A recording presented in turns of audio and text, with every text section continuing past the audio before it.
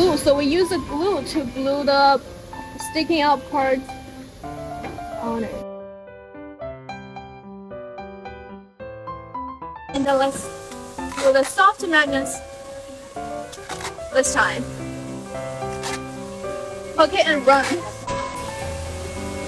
Wow, I think this is really difficult to line everything up.